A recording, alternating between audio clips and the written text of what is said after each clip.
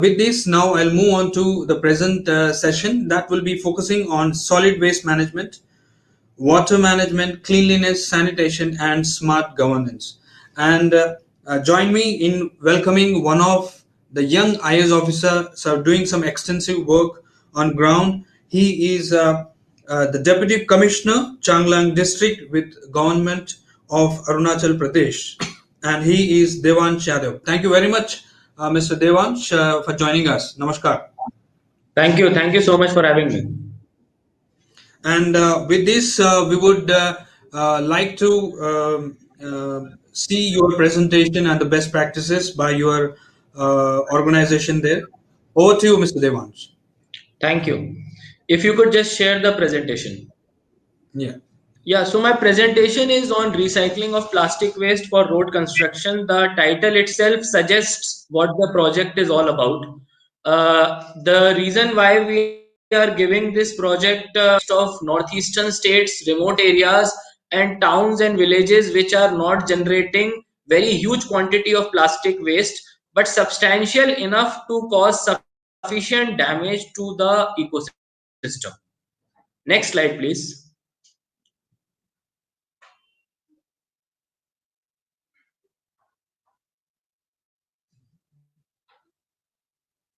Yeah, so this is the map of Arunachal Pradesh. The colored ones which you can see, the blue one is district Changlang where I'm serving as deputy commissioner, and the remaining ones are nearby districts which are Lohit, Namsai and Tirap. Now all these districts you can see that they are lying on the easternmost periphery of the country and they are very remote. They are hilly in terrain, and if you look at the demography, the population is not very huge in the townships only. So this is only a township population of these four towns, and as you can see, it is somewhere between 15 to 20,000, which is not very high. And then we have a waste problem over here, as in that there is no waste segregation which has been happening in the past, and there are no waste processing units in the region. Next slide, please. So how did this project come about? When I was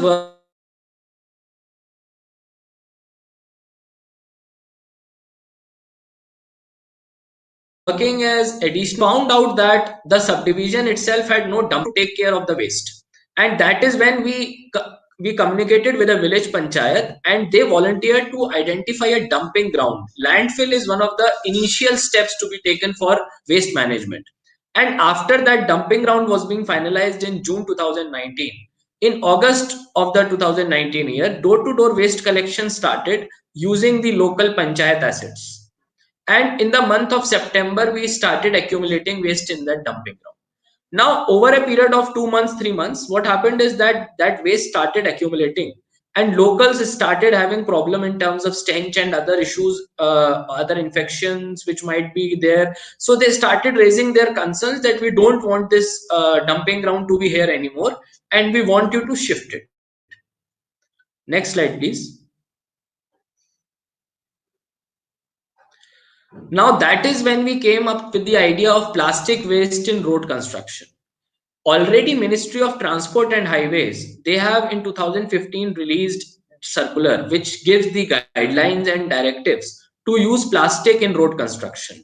And also National Rural Roads Development Agency has given guidelines that PMGSY roads, Pradhan Mantri Gram Sadak Yojana roads, they should emphasize on using plastic in road construction.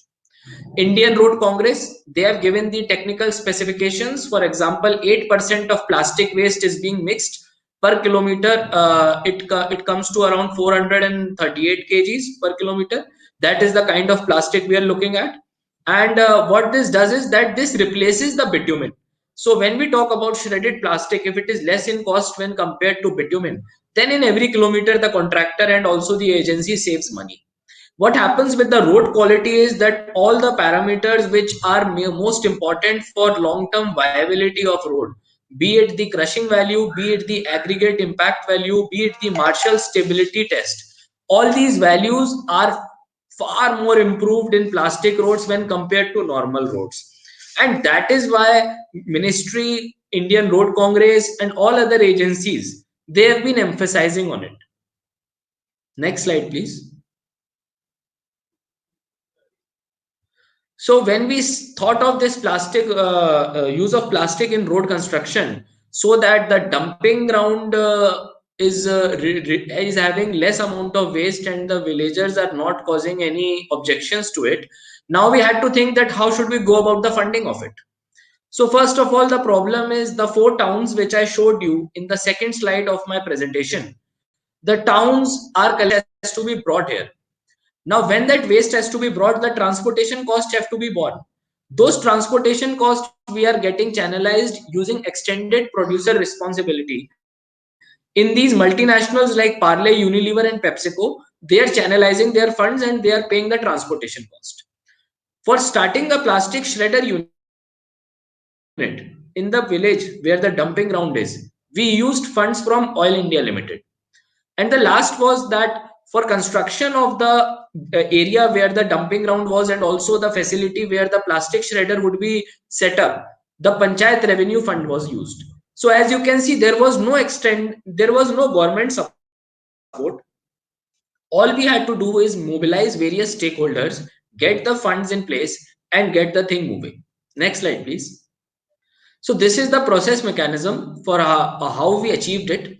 As you can see that in the town which is there, the 4 towns which we mentioned, Changlang, Tezu, Namsai, and Tirap, these 4 towns are generating 500 to 600 kg plastic per day. So that plastic is collected and segregated. Who does that segregation? We employed women self-help groups. And they were also paid by EPR, Extended Producer Responsibility, which I mentioned in my previous slide.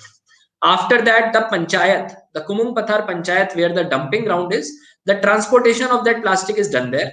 The plastic is shredded, and NHIDCL and other departments which are making roads, they buy the plastic. Next slide, please. Externalities. So what happens is that we started, because of this project, we started with waste segregation, because ultimately we have to use non-recyclable plastic in roads. If you use recyclable plastic, then it does not make sense, because once plastic goes inside the roads, it is fixed there for a couple of years. So because of this project only, waste segregation started happening and SHGs were mobilized. Local area development happened because the Panchayat, which is running the plastic shredder, it is earning revenue by selling this shredded plastic. And using this revenue, it is putting up various proposals and executing them in their village. For example, school repair, road repair, and all other activities. Now, let's go to livelihood opportunities. We look at the SHGs which are there. We also look at the local people who are running the plastic shredder unit. All these people are getting paid by the activities which are being conducted, and it is resulting in income in their households. Finally, it's the road contractor. They are the ones who are buying this plastic. They are the ones who are using this plastic. Because of the good quality of plastic road, the contractors are getting benefited, and also the life of the road is being extended. Next slide, please. This is the current status of our plastic shredding unit.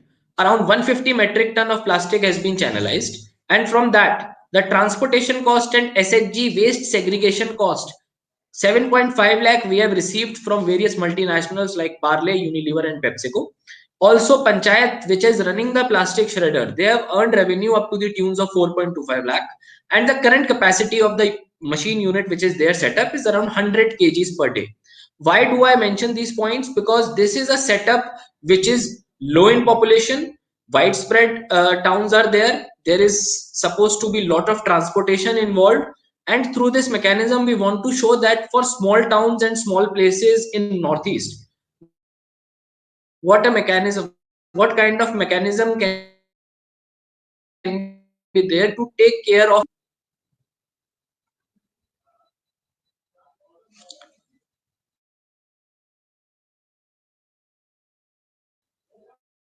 Next, so this is our road ahead.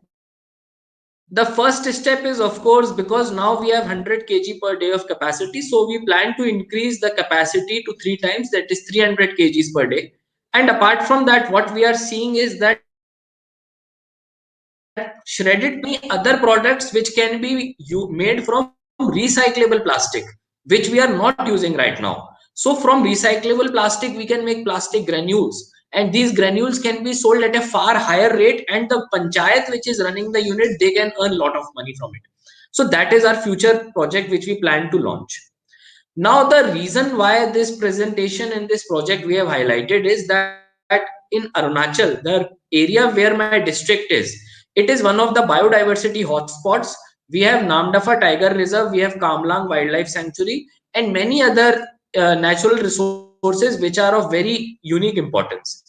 Plastic is getting accumulated and it is causing these blockages in water bodies. It is also causing pollution locally, and it is getting dispersed in the surroundings. So using our initiative in Arunachal, in a far off area like ours, we are trying to initiate local level management of plastic, which is led by the people with no government funding, and people are earning money out of it. Next slide, please. These are some of the other initiatives which we have taken. Now, this is one of the greenhouse which we have made out of plastic bottles. A very simple but important step to show that waste plastic bottles which we are seeing lying around all the way, we can use it in fact for greenhouse, and the results are good because the kind of temperatures which are generated are nice, are pretty high.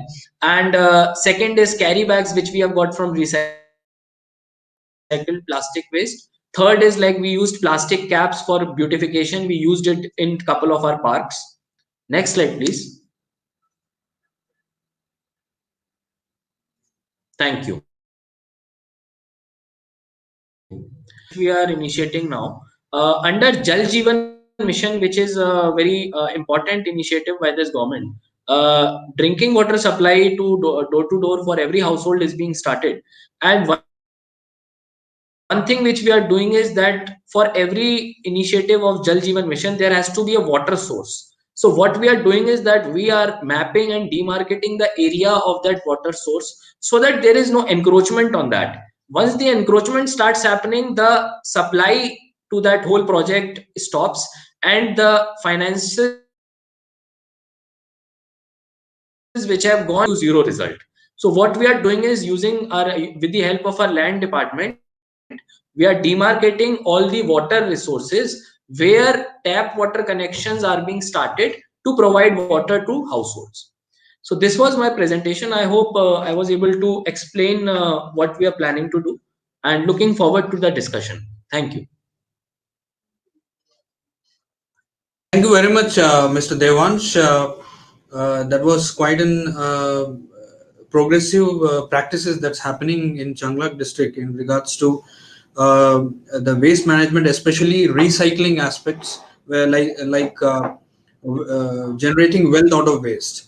And now I would also like to know that what are the challenges you are facing in terms of implementation uh, in uh, in these plans of yours? So as I mentioned in the slideshow that we plan to increase the capacity, and although giving us funding for transportation and also segregation, main problem is communication with villagers. They have to understand that fund flow will come, but over gradually they will be building up on that resource, and using that fund they can develop their village into a model village.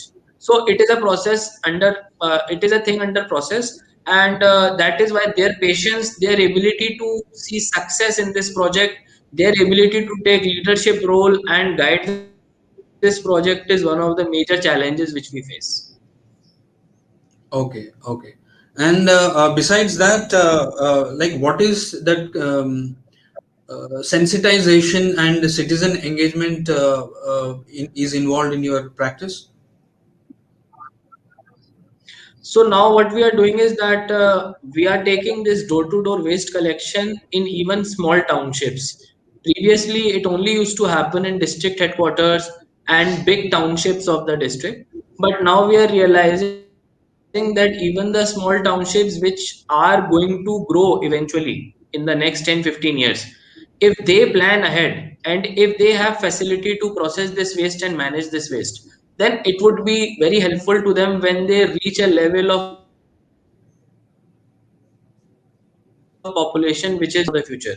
So now is when we need to plan, so that in advance you know that what will be your requirement and what will be your waste processing capability that will be required to become a clean township.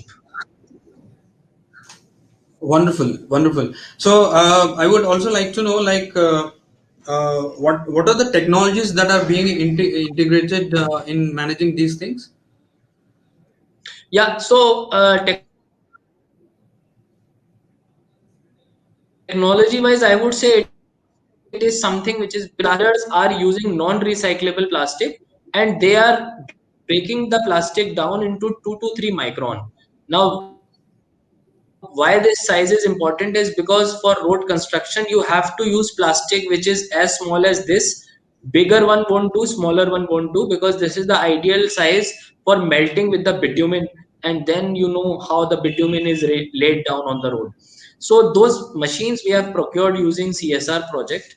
The plastic which is then shredded, now it is being taken by road contractors and they mix it in their live sites where they are doing the mixing of bitumen and aggregate on all those materials. And after that there is a coat of the plastic on the aggregate material. What that coat of plastic does is that when it rains, now Arunachal is one of the areas with highest rainfalls in the country, one of the highest. So when it rains, this plastic acts as a water protectant. It does not allow water to seep inside, and water is one of the biggest enemies of road. So it helps to make the Yeah. road last for longer period of time. Okay, wonderful. One last question I would like to pose, that is, how has been the behavior and response of the citizens or those in the rural areas regarding these initiatives?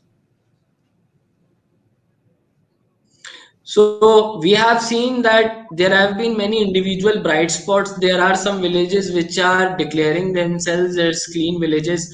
In fact, we are under tourism department. We are promoting these clean villages. We are funding them so that tourists come to their place. We try to include them in our tourist circuit because we have a national park. We have a World War II cemetery. We have couple of tourist attractions. So whenever a village says that we want to get the tag of clean village, we try to promote them and we try to encourage them to come to our place, and it is being it is getting sold and people are earning money from it. Then they by nature they become curious that what is happening, we can also give it a try.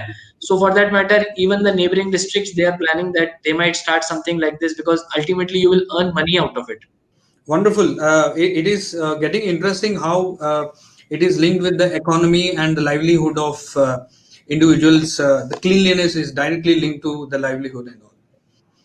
So this is wonderful, Mr. Devansh. Glad to hear so many initiatives, and we are looking forward your plan and timelines get met, and the vision, the visualization you have for your district gets fulfilled soon. And with this, we come to the end of this session that focus on innovations in effective solid waste management, cleanliness, sanitation, and smart governance.